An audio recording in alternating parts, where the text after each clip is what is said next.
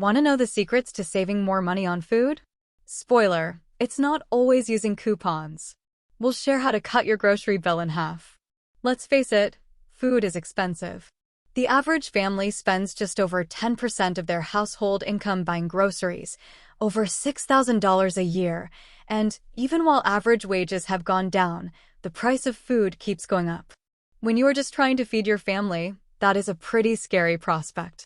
That said, as more and more people are beginning to realize, coupons can be a great way to save money on food. If you've ever watched TLC's Extreme Couponing, you probably already know that sometimes those savings can be quite dramatic. The problem is that those dramatic savings often come from seasoned coupon users who have spent countless hours clipping and sorting coupons and searching for the very best deals. Quite frankly, who has time for that? A few weeks ago, I was asked by the nice people at Wink News to share some tips for saving on groceries. They tagged along as I prepared for one of my own shopping trips, and then as I shopped with Kristen, a single mom of 4 who had never used coupons before and was looking for some practical ways to cut her food budget in half. For Kristen and probably every other average mom or dad who is just trying to save some money on groceries, the idea of all that time and energy on a single shopping trip was not only overwhelming, it was unrealistic. However, as I explained to Kristen, it is possible to cut your grocery bill in half without spending all your time clipping coupons. In fact, even if you never clip a single coupon, you can still save significant money on your grocery bill just by changing the way that you shop. Like anything in life, you have to find the right balance. That balance won't be exactly the same for everyone, but there are 5 tips I shared with both Kristen and Wink that everyone should know. 1. It's not about the coupons. I'm going to let you in on a little secret that the producers of TLC's Extreme Couponing and every food company and grocery store chain out there don't really want you to know. Extreme grocery savings do not, for the most part, come from the coupons. The bulk of your savings will come from the store sales. The better the promotion, the bigger the savings, so the first step in saving money on your grocery bill is to shop the sales. Always, always, always buy food when it is on sale or at its rock bottom price. And by this I mean really on sale, as in 30 to 50% off the regular price, not one of those surprising low price items. The surprise is that it's not really on sale. Compare the store sale ads in your area to find out which stores have the best sale prices, and keep an ongoing price list so that you know when something is a good price. This does not mean that you should buy food just because it is on sale, but instead be on the lookout for sale prices on the food your family normally buys, whether it be all whole foods, organic, or gluten-free. Almost everything goes on sale eventually. Don't assume you know which store has the best deals until you've actually checked. You may be surprised at what you find. Here in Florida, for example, many people assume Publix is the expensive store, but when you compare sale ads, you will find that Publix consistently has the best sales week after week. Many people also automatically assume that Walmart has the best prices, but most sale prices at a traditional grocery store will beat Walmart's everyday low price. While it has not yet come to my area, I have also heard amazing things about Aldi. So if you are lucky enough to have one in your area, definitely take the time to check it out and compare prices. Because in the end, it is all about the price you pay. Thus, your goal from now on is to only ever buy an item when it is at its lowest price. Period. 2. Stockpile, stockpile, stockpile. In order to only ever buy an item at its lowest price, you must buy enough of it while it is on sale to last until it goes on sale again. This is key. Most items go on sale every 6 to 8 weeks, which means you need to buy enough to last your family that long. If you buy only a week's worth, you will be forced to pay more the next time you need it because you didn't buy enough. Let me make it more clear with an example. Say your family eats 2 boxes of Honey Nut Cheerios every week. The regular price for Honey Nut Cheerios is $4.50 a box, but when you go to the store this week, you see it is on sale for only $1.99 a box, more than 50% off the regular price. Instead of buying only 2 boxes like you normally would for your weekly shopping trip, you buy 12 boxes, enough to last your family for the next 6 weeks at less than half the price you would normally pay. At first, it may seem counterintuitive to be buying more than you normally would instead of less. However, because you are shopping the sales each week, you will be buying a larger quantity of a smaller variety of items, which means your overall grocery bill will still go down. The goal is to build up your own mini grocery store in your pantry, which you can then use to plan your family's meals. Remember that a well-varied stockpile does not have to take up a whole room of your house, and you do not need to accumulate a whole year's worth of food. Sales cycles generally run about 6 to 8 weeks, which means your stockpile should contain about 6 to 8 weeks worth of a nice variety of food.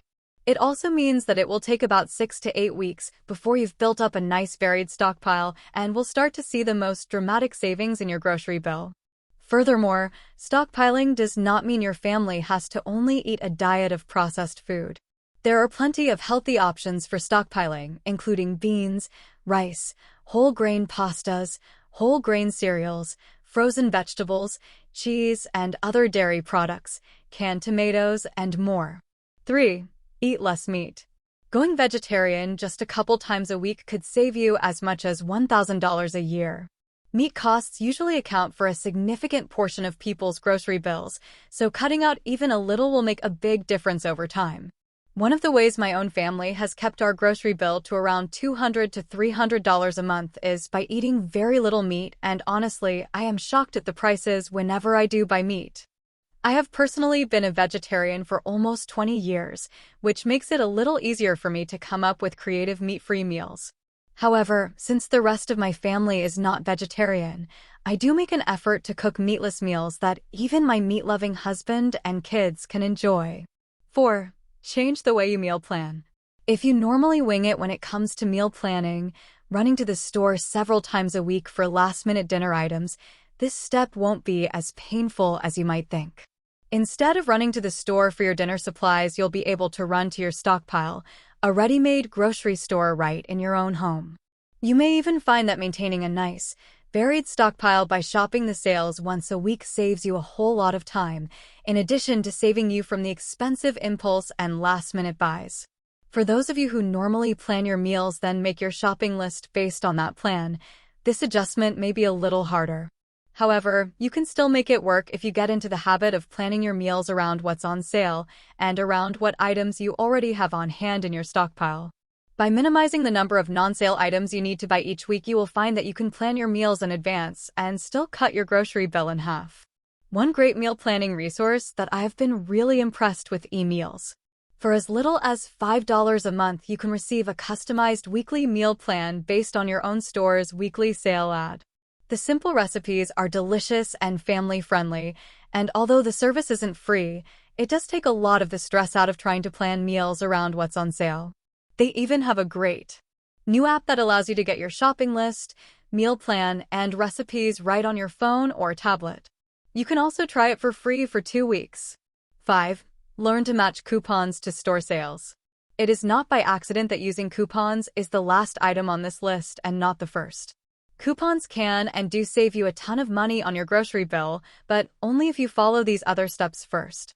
When and if you make these changes in the way you shop, getting into the habit of shopping for only what's on sale, buying enough to last your family 6 to 8 weeks, eating less meat, and planning your meals around your stockpile and what's on sale, you will see a dramatic drop in your grocery bill, even without clipping a single coupon. When you begin to match coupons to the things that are already on sale, you will see savings that are even more dramatic, 50 to 60% off your grocery bill or more. Doing this consistently, week after week, you can literally cut your grocery bill in half. Learning to match coupons to store sales is not nearly as confusing or intimidating as it might sound. 2 years ago, I wrote a very easy-to-follow 8-week series called The Beginner's Guide to Coupons that has since taught thousands of people how to do it, from the very first step of just getting started to making your first shopping list to building a stockpile. It breaks down the whole process into manageable, baby steps, complete with assignments to get you going, and it is completely free. Another great option for those of you who learn by listening, not by reading, is Grocery University. This incredibly comprehensive coupon course includes 2 hours of downloadable audio files that walk you step by step through the process of saving money with coupons. The course also includes a 40-page workbook and a bonus rock-bottom price database. One of the most common complaints I hear about coupons is that they are all for unhealthy processed food. While this is to some degree true, there are coupons available for healthier food options too. There are almost always coupons available for things like yogurt, cheese, soy or almond milk, frozen vegetables, oatmeal, coffee and tea, gluten-free foods, cereal, and basic pantry staples such as pasta, canned tomatoes, and rice.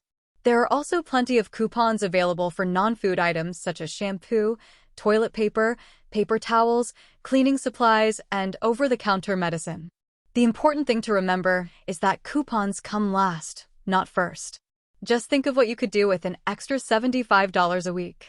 Thanks for watching. I hope you enjoy the video. Please like and share it. Subscribe for great content.